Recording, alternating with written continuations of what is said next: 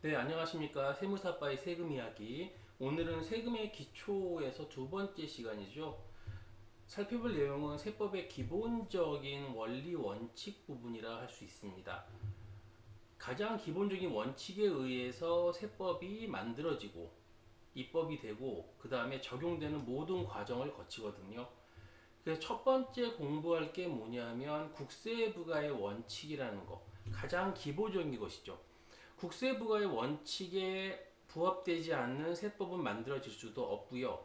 그렇게 만들어진다면 그것은 굉장히 위헌이죠. 법률이 존재할 수 없게 되는 거죠. 그래서 세법이라 함은 기본적으로 이런 원칙에 의해서 적용되고 만들어지고 한다. 기본적으로 이거 그래서 기본적으로 뭐냐면 일단 국세 부과의 원칙에 부합되게 만들어지고 적용해야 된다는 생각을 먼저 하셔야 됩니다. 그러면 오늘 볼 게 국세 부과의 원칙하고 세법 적용의 원칙 이 두 가지를 살펴볼 거예요. 기본적으로. 그러면 국세 부과의 원칙은 무엇이냐? 말 그대로 국세 부과라는 것은 국가가 납세자에 대한 조세 채권의 내용을 확정하는 것을 말한다. 말이 좀 어렵죠. 뭐냐 하면 세금이 얼마다라고 산정한다. 즉 A씨는 세금을 얼마 내야 한다. 뭐 B법인은 세금을 얼마를 내야 한다. 그래서 뭐 법인세가 얼마다. 또는 뭐 소득세가 뭐 얼마다라고 이렇게 정확하게 세금의 내용을 확정, 정확하게 금액을 정확하게 산정하는 모든 것들 이것을 이제 국세 부과라고 얘기하죠. 국세가 부과되게 되면 당연히 세금 납부를 해야 되는 거잖아요. 그 국세 부과의 의무, 즉 국민의 의무, 조세 부담의 의무를 져야 되는 거고 그 세금이 얼마인지를 확정하는 것을 국세 부과라고 하는데 이 국세 부과를 할 때는 반드시 지켜야 할 그 기본 원칙 네 가지가 있어요. 흔히 앞자를 따서 뭐 실, 신, 근, 조 이렇게 해서 뒤에 나오는데 하나 볼 건데 실질과세 원칙, 신의 성실의 원칙, 근거과세 원칙, 조세관면의 사후관리 이렇게 네 가지를 국세 부과의 원칙이라 합니다. 그러면 첫 번째 국세 부과의 원칙 중에 실질과세 원칙은 뭐냐? 귀속이 있고요. 실질, 그 거래 귀속에 대한 실질, 거래 내용에 대한 실질, 그리고 조세회피 방지 이렇게 세 가지 내용으로 구성이 되는데 가장 쉬운 먼저 귀속을 보면 이런 거예요. 어떤 사업이 명의는 A라는 사람의 명의를 하지만 실질적인 사업자는 누구다? B다. 이럴 때 나오는 문제죠. 그러면 국가는 일반적으로 명의상의 사업자인 A에게 과세를 하겠죠. 어떤 소득이 존재하면 A에게 뭐가 돼요? 과세가 되겠지만 실질과세 원칙에 의한다면 A에게 과세할 게 아니라 아무리 명의가 A지만 뭐한테 과세해야 된다? B한테 과세해야 된다. 실질 사업자인. 맞죠? 이게 뭐냐면 실질과세 원칙, 귀속에 대한 내용이에요. 그런데 여러분들 그 명의를 절대 빌려주면 안 된다라고 얘기했던 걸 많이 들어보셨죠? 이게 뭐냐면 이 실질과세 원칙, 귀속과 관련된 그 부분이죠. 명의를 빌려준 A씨는 자기는 이름만 빌려주고 실질 사업자가 아닌데 국가가 A에게 세금을 내라고 과세를 합니다. 그러면 본인은 본인의 사업이 아니기 때문에 실질과세 원칙에 의해서 자신이 납부하면 안 되고 실질 사업자인 B에게 과세를 하라라고 주장을 할 수 있죠. 있습니다. 네, 실질과세 원칙이기 때문에. 그런데 A가 뭐를 해야 돼요? 입증 책임을 져야 돼요. 뭐라고요? 입증 책임. 자신은 명의상 사업자고 실질 사업자는 B라는 것을 뭐 해야 돼요? 입증을 해야만 국가는 실질과세 원칙에 의해서 B에게 과세를 한다는 얘기죠. 그런데 이 입증이 쉽다? 아니요, 입증이 쉽지가 않아요. 그래서 명의를 빌려주지 말라고 하는 겁니다.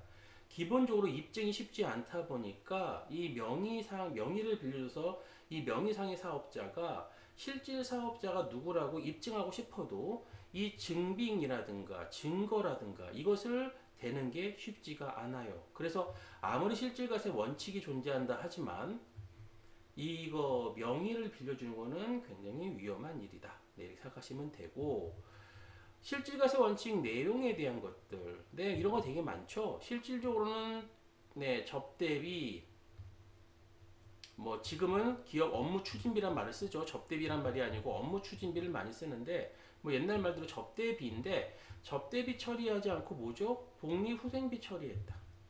이런 것들, 그럼 세법은 복리후생비가 아니라 뭘로 간다? 접대비로 본다. 실질과세 원칙에 의해서. 또는 조세회피 방지, 뭐 이것도 되게 많죠. 아버지와 아들이 뭐 양도, 즉 아버지가 아들에게 양도했어요. 그래서 뭐 토지를 2억을 받고 양도했는데 실제 토지가 얼마짜리예요? 10억짜리다. 그렇다면 이거는 양도소득세가 아니라 증여세의 문제가 걸리죠. 왜? 8억 부분이 증여가 된 거잖아요. 10억짜리 가치를 2억에 팔았으니까. 맞습니까?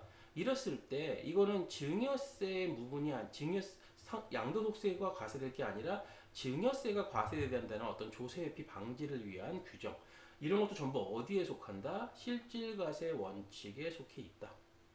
네, 두 번째 국세부과의 원칙 뭐죠? 신의 성실의 원칙이에요.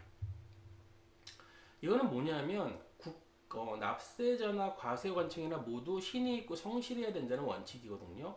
그래서 신의 성실의 원칙에 어긋나면 이거는 이 처분은 취소할 수 있다가 되는데 뭐 이런 거예요. 공적인 견해 표시, 즉 과세관청이 이거는 이겁니다라고 공적인 견해 표시가 했고 그것을 신뢰하는 데 있어서 납세자 규칙 사유가 없어야 돼요. 그리고 그 견해 표시를 신뢰하고 어떤 행위를 했죠. 그런데 이 견해 표시에 반하는 어떤 행정 처분을 해야 돼요. 그럼으로써 납세자가 경제적 불이익이 존재한다. 이럴 때 뭐가 들어가요? 신의 성실의 원칙이 적용돼서 자, 예를 들어 볼까요? 어떤 양도소득세 상담을 했는데 세금이 없다라고 공적으로 과세관청이 얘기를 한 겁니다. 이거는 비과세입니다 라고 얘기를 했죠. 그래서 그 비과세를 제대로 믿고 귀책 사유 없이 납세자가 납세에 대한 귀책 사유 없이 그것을 신뢰하고 양도를 했어요. 근데 이 양도를 했는데 당초에 반하는 과세, 즉 비과세가 아니라 양도소득세 과세 세금이 나와버린 거죠. 그러므로 경제적 불이익이 존재하죠. 이럴 때 이 5가지 요건이 모두 맞다면 그 과세는 취소해야 된다. 즉 과세하지 말아야 된다. 이게 신의성실의 원칙인데 이게 이제 뭐 실제 실무의 적용은 쉽지가 않습니다. 공적인 견해 표시, 그 다음에 이 신뢰에 대한 납세자의 귀책 사유가 완전히 없느냐. 납세자는 완전히 자신의 모든 사항을 오픈하고 설명했고 귀책 사유가 없느냐. 이런 부분들 때문에 이게 뭐 1번부터 5번까지 일반적으로 판례에서 얘기하지만 이게 실질적으로 쉽지는 않다. 이렇게 보시면 되고요. 그래서 실질과세 원칙, 신의성실의 원칙을 살펴봤고 그 다음이 뭐죠? 네, 근거과세 원칙이에요. 근거과세의 원칙은 말 그대로 국세를 부과할 때는 장부나 증빙, 어떤 근거에 의해서 부과를 해라. 그냥 어떤 느낌과 무슨 이런 근거 없이 과세할 수는 없다. 뭐 당연한 얘기죠. 근거과세 원칙. 그 다음에 조세 감면의 사후관리. 감면 후에 감면의 취지 등이 유지되거나 실행되는지 확인해라 그 얘기죠. 감면을 그냥 해줄 리가 없죠. 여러분 농지에 대한 감면 이런 게 많거든요. 그럼 왜 감면해 줬을까요? 농사를 좀 더 잘 짓도록 농사 짓는데 어려움이 없도록 하기 위해서 뭘 해주는 거예요?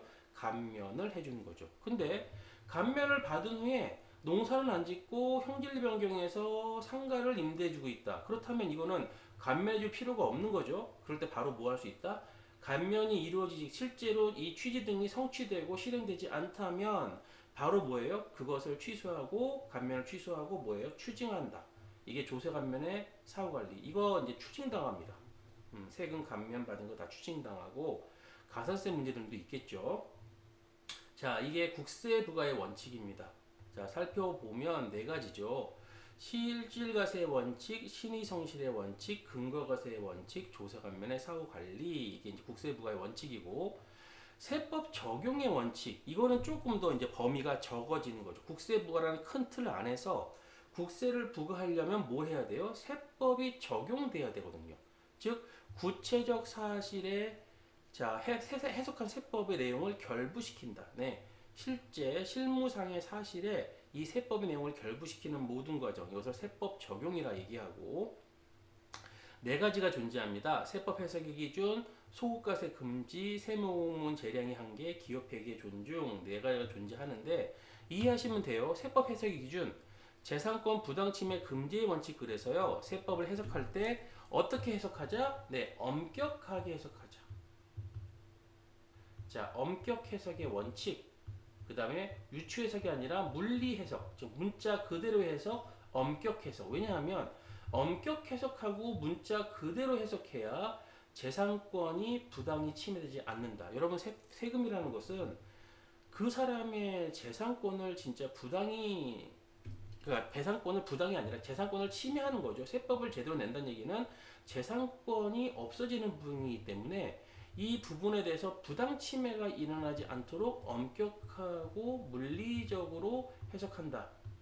유추 해석 안 됩니다. 확장 해석 안 됩니다. 그 얘기죠. 소급과세 금지.